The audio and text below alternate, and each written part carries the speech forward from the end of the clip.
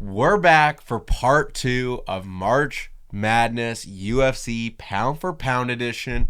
If you guys haven't seen part 1 yet, make sure you guys go and watch that video before you watch part 2. It's going to give you a full rundown of how it works. It's going to tell you all the first round matchups.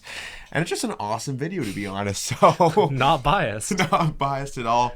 So we had our top 32 in the last video. We're down to just 16 fighters. So what? Is this called like the round of 8 or something? No, this is the Sweet 16. Okay. This is the Sweet 16 right here. Okay. All right. I love the Sweet 16. These matchups are gonna get harder and harder as we move on in this video. So yeah. I'm looking forward to this. Already this first matchup is like, oh, I want to see this fight real bad. Yeah. So first up, we got number 1 seed Pantoja versus number 5 seed Piotr Jan. Oh crap. Yeah, this is super tough. I feel like they're very similar. They are very similar. They both have, I mean, I'd say Jan has a striking advantage, and then Pantoja evens it out with the grappling. I think in their careers right now, and like we said, if you haven't watched the first video, the rules are in there, but we're doing this pound for pound style. So they're the same weight class. It doesn't matter that Piotr Jan's technically in bantamweight. We just have to imagine because eventually we're going to have flyweights versus heavyweights, exactly. Potentially. So exactly. I mean, initial thoughts, I'll tell you right now, I'm leaning Pantoja. Yeah, I think it's tough. Yeah. Because I want to pick Jan, but at the end of the day, it is Pantoja. And I think that it's interesting because Jan wasn't held down by Figueiredo, right? But Figueiredo's a small bantamweight, and we can't take that into consideration. Yeah. So if Pantoja's the same size as Jan, we know what he does to all those other flyweights who are very skilled on the ground. You know, it's not like Royval's a slouch on the ground, and Moreno too. So I just think that Pantoja's going to be able to control him for 3 rounds. Like, it's probably a 48-47, a close fight. It's a close decision with Pantoja, you know, it being 2-2 heading into the 5th round, and Pantoja does Pantoja. Yeah. And Peter Yan, does he have the power to KO Pantoja, blockhead Pantoja? No. I don't think so. No. But it was a hard-fought battle from Peter Yan. Too bad, dude, imagine, this would take forever. We simulated all the fights on UFC 5 and put them as like B-roll. That'd be gnarly. Moving on to 2-seed Merab Dvalishvili versus 3-seed Sean O'Malley. I really think O'Malley has a good chance to KO him. Call me crazy. No, I'm kidding. It's Merab. It's Merab. It has to be Merab. If this was next year, Sean O'Malley maybe, you know, but right now, just Merab's unbeatable. I think that, you know, O'Malley without a torn labrum, maybe he can win. But until we actually see him back in action and see if he's improved on any of that takedown defense, you know, it's hard to improve against a cardio machine, but Merab's just too good right now. All right, moving on to our next weight class, featherweight and lightweight. Starting off with 1-seed Islam Makhachev up against 4-seed Diego Lopez. Ooh, well... Sorry, Diego. You hate to see a guy like Diego go out like this. You know, the run of all time. Yeah. Imagine he KOs Makhachev. That'd be gnarly. That would be the biggest upset in UFC history. Like, that would be the crazy... Hey, we could make it right now. We have the power to control this, Dylan. We could have Lopez win this bracket. You know what? Yeah, let's do it. No, just kidding. We have integrity here. Lopez and Moicano, they can bond. Hopefully getting just tapped out. Yeah, it's Makhachev. Darsed out. He just has way too good of cardio, way too good of ground control. I think Makhachev might even have better striking than Lopez. Yeah, probably. Lopez has better power, but in terms of boxing, Makhachev probably beats Lopez on the feet. Yeah. All right. Next up, PTSD warning for anyone at home. We have 2-seed Alexander Volkanovski up against 6-seed Ilia Topuria. Kind of funny how we started off with like all original matchups, but now we're getting matchups that we've all already seen. Yeah, it's Topuria. It's obviously, even though Topuria is number 6 seed, it's because we didn't really know how to rank him. Yeah, because he's not in a division right now, really. Yeah, you know. But I mean, we saw it. Topuria just has too much power. He's in the prime of his career, pretty much, and Volk doesn't have that chin anymore. Even though I think Volk is still maybe even still more technically better than Topuria. Yeah, like in terms of well-roundedness. He's been around for a long time, and we've seen him prove it. Topuria, he has that no-diff power.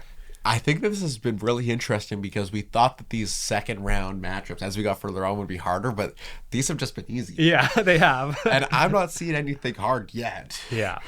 All right, moving on to middleweight and welterweight. Number 1 seed Dricus du Plessis up against number 5 seed Shavkat Rakhmonov. This is an interesting one. I like this matchup. I like it, but I don't think it's that close. Really? I think Dricus would just... I think Shavkat relies on being the stronger guy in the fight, and I don't think you're the stronger guy against Dricus du Plessis. That's a good point. And this is coming from the number 1 Shavkat fan and the former number 1 Dricus hater. Yeah. I just don't know where Shavkat would win this fight. Yeah. I feel like they're almost very similar in terms of styles, almost just like... Well, when have you ever seen Dricus be dominated up agaast the cage? Yeah, that doesn't happen.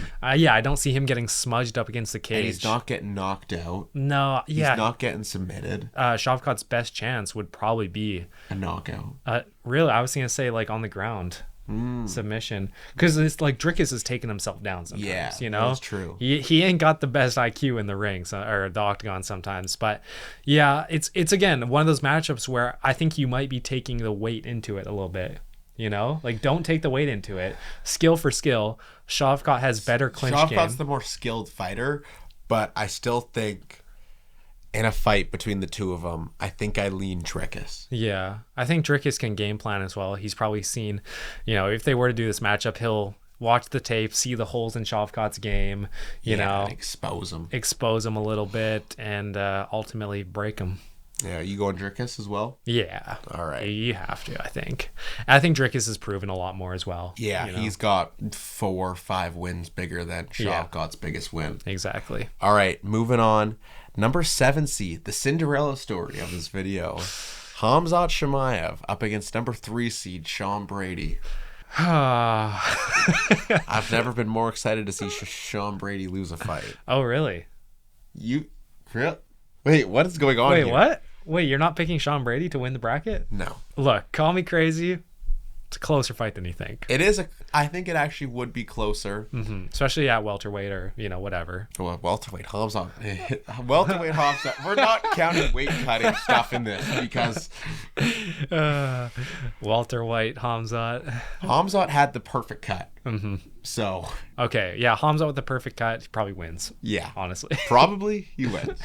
Yeah, I think Sean Brady would just struggle. You're not holding down Khamzat Chimaev for 5 minutes. You're the one that's getting held down for 5 minutes. Dude, imagine that Sean Brady gets like almost submitted in the first round, and then he does what he did to Leon Edwards in like 4 minutes and 57 seconds of control time on Khamzat. Khamzat just can't get up. Like, is Sean Brady the GOAT at that point? Moving on to heavyweight and light heavyweight. The fight the UFC wanted. Mm-hmm. Number 1 seed John Jones up against number 4 seed Alex Pereira. Well, before UFC 313, I probably would have leaned slightly in favor of Pereira because of the power. I think it would be close. And the point in their careers. Like, yeah, I think it'd be 50-50. I just put a random emoji. You know? But I think right now, knowing that Pereira has a genuine fear of takedowns. Yeah, Jones would... I mean, they're coming at it at the same weight. Yeah. Jones would just come in and take him down. Yeah, Jones has faced guys like this. You know, Gustafsson was a long striker with KO power, and look what he did to him. You know, it was a close fight, but Gustafsson also had really solid not takedowns, but grappling defense. Yeah, and Pereira has good takedown defense, but I think when you're going up against the GOAT... Yeah, you got to have full confidence. He will eventually get through, and it's not like Jones can't hold his own on the feet. Yeah, and like I said, you have to have full confidence facing a striker like Jones and a grappler. Yeah. It's like you have to be confident in your ability to land shots and defend takedowns, and I think Pereira might not have that confidence, especially after Ankalaev. Yeah. All right, and the last fight, we have number 2 seed Big Onk versus number 3 seed Aspinall. Big Tom.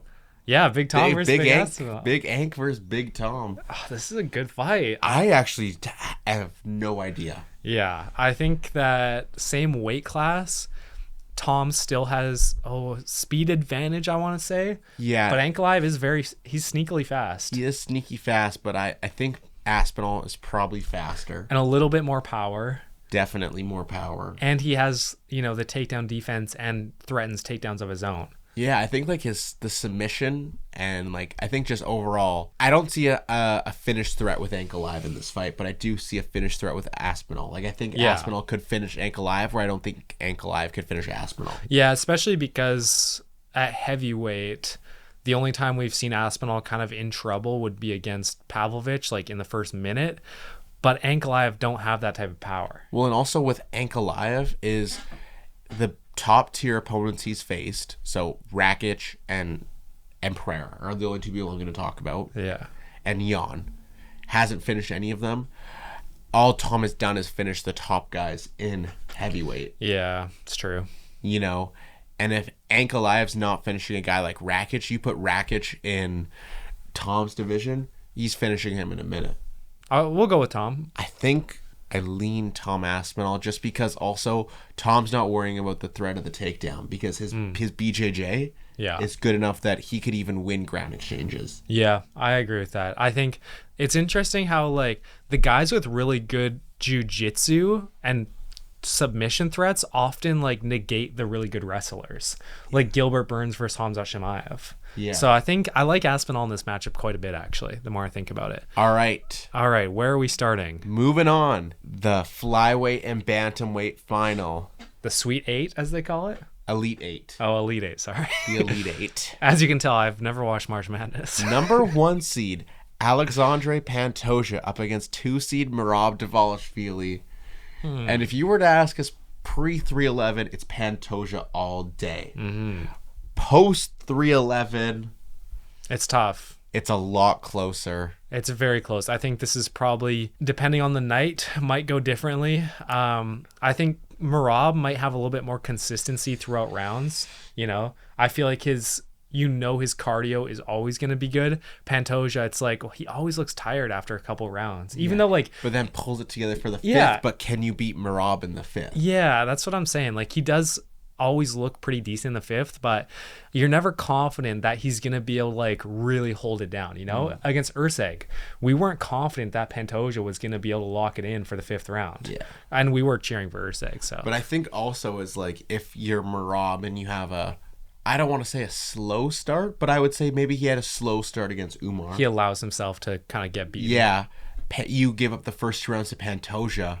You can't guarantee you're going to win the next 3 rounds. Yeah. You know, but where Merab fights other guys, you know, who don't have that championship experience like Pantoja, he can kind of guarantee he'll win those last 3 rounds. Honestly, I think this is a very similar to matchup to Merab Umar because I think Pantoja would shoot some takedowns and maybe even land a takedown in the first couple rounds. And then when Pantoja's dead tired, he ain't landing shit. No. Merab is just going to do the same thing. He's just going to like stand up and emote on him. Yeah. You know? Well, I think in this for Pantoja too is that like fighting Merab is very tiring. And think about what Merab did to Jan. Yeah. And we thought that Pantoja Jan was close. I think Merab could have a worldy performance and just clown on him. Yeah. I think it's either 48-47 split decision or it's a 50-45 Merab. You know what I mean? There's no way you 50-45 Pantoja. There's no way you 50-45 Jan, and he did it. Like, he's crazy with it. But that was Jan in a weird moment. Jan wasn't himself. Right. First fighter to move on to the final 4. And next we have... number 1 seed Islam Makhachev versus number 6 seed Ilia Topuria. The fight that we all want to see.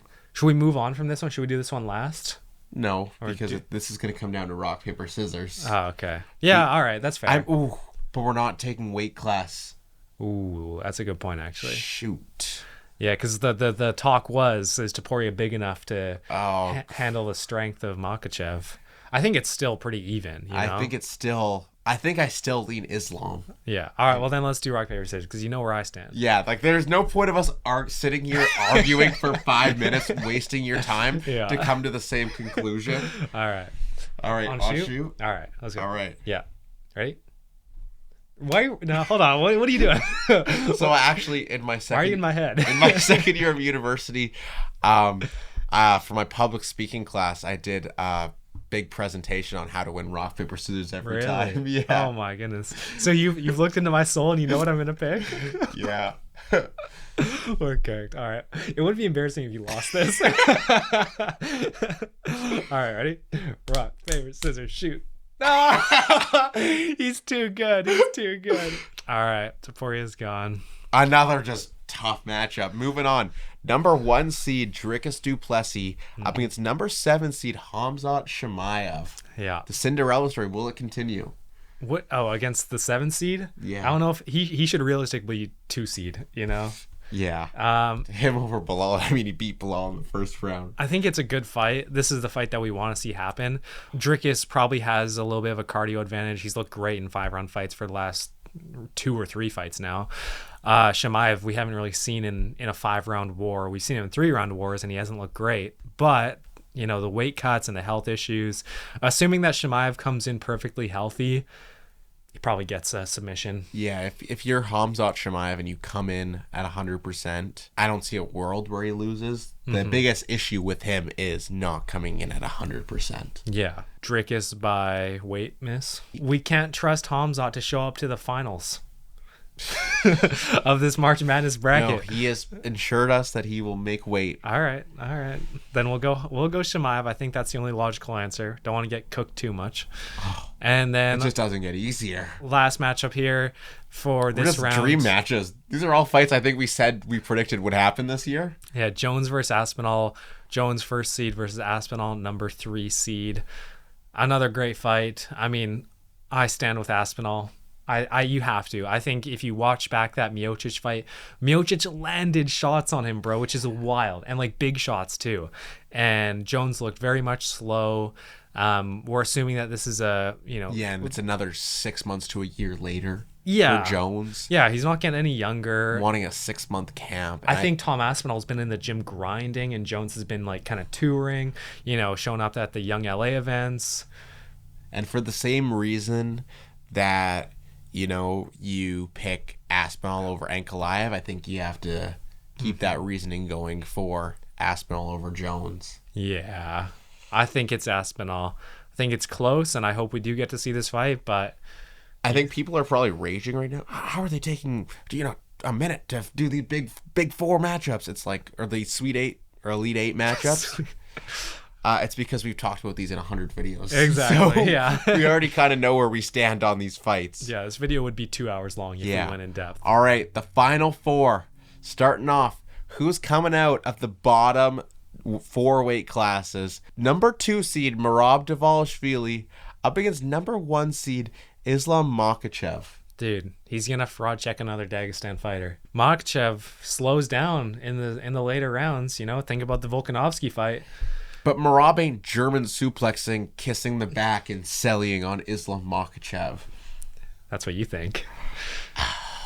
Merab beating 2 Dagestans in the same year, first title defenses. No. You never know. You never know with Merab. Is he gonna get submitted by Makhachev? I don't really see it. Probably not. I think there would be a 48-47 decision or 49-46 for Makhachev. Yeah, I think that Makhachev has the clear advantage on the feet. We saw Umar land good shots on the feet. Yeah. I think Makhachev probably does the same thing, but Makhachev isn't really as fast. Well, I as think Umar. that this is just a better version of Umar. True. A more experienced version of Umar. Someone who probably has a better gas tank. Yeah, Umar does have a sus gas tank, but Umar was a 48-47 loss, and Makhachev is, a tier ahead of Umar. It's basically the same fighter. Yeah, I think it's close, but Makhachev, just based on all of his wins, I think he'll have more experience and could probably control Merab on the ground a little bit better than Umar could. Umar landed a takedown, but couldn't do anything with it. So it's Islam probably would very be able close. to do stuff with his takedowns. Yeah, it's very close, but I'd say Makhachev. Makhachev moves on to the final 2, which is number 7 seed Khamzat Chimaev versus number 3 seed Tommy Aspinall. We only had one number 1 seed make it. Yeah. Wow, look at us. Yeah, look at We're us. not just taking the champions. Yeah, even though these. Oh no, I guess Chimaev isn't a champion. And Aspinall's an Shut up, bro. Yes, he is. He's a champion. But this is a good fight. This is a weird one to think about because they have such different styles. I think this is probably like Chimaev's toughest fight just because it's so different. Mm-hmm. Yeah, the power of Aspinall would be scary, but Chimaev knows his game plan. He knows as soon as he gets in the octagon, he's gonna, feint a couple shots and then shoot a takedown no matter what. Well, what if they both just ran at each other full speed Whoever like comes out less concussed from this head bonk in the middle of the ring. Dude, that's like an anime fight. Yeah, they're just charging up in the corners. Dude, that'd be so hype. I think Chimaev just has too good ground game. Yeah, I think that he'd eventually get Aspinall down to the ground. Like I think that Aspinall could potentially land a couple shots. I think that Aspinall's cardio, I think that his lack of, if he genuinely got this fight on the feet and tried to push it, kept Chimaev on his back foot, I think that's where you could see Chimaev struggle, but that's not how Aspinall strikes. Aspinall stays on the outside, and that's not what you want to do against Chimaev. You have to be the aggressor. Yeah. You have to give it all you can in that first round to try to take out Chimaev. And like Aspinall's best chance would be in the first round, but that's also when Chimaev's the best. So it's like, an unstoppable object versus an immovable, or, I said the saying wrong. Yeah, whatever. Yeah, you know what the saying is. They're going to meet in the middle. The first round would be chaos. And then Aspinall, we haven't seen him past the second round. Yeah. So it's like, we know that Chimaev ain't really that good against after the third round, but is Tom? I don't think he would be either. I don't think he'd be great.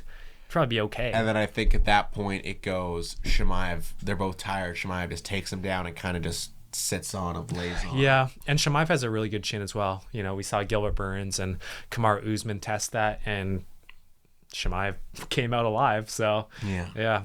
All right, and then there was two. It's time for the finals of the 2025 Dodson's Corner pound for pound UFC March Madness bracket. It's been a hard-fought battle, but in the finals, we have number 1 seed Islam Makhachev up against the Cinderella story, number 7 Stop seed calling it that. Khamzat Chimaev. Yeah, this is a great matchup. Somehow 2 people from Russia made it to the finals. Who would have guessed that in 2025? Next year's the year of Georgia, though. Yeah, it's going to be Merab versus Topuria versus Alexander Topuria versus the comeback of Garoum Kudalase. And Roman Dolidze will be in there too. Oh yeah. I mean, this is a tough matchup. Who are you leaning towards initially?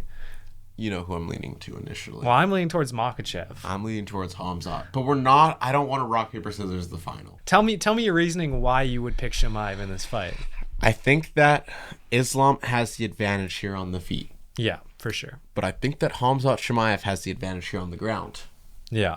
I think that he is the best wrestler inside of the UFC. And I think you look at this matchup very similar to how you would look at the Islam versus Khabib fight. And in the past, I have picked Khabib over Islam Makhachev in a matchup between the two of them, because I think that Chimaev's wrestling, if he got Islam to the ground, would limit the striking.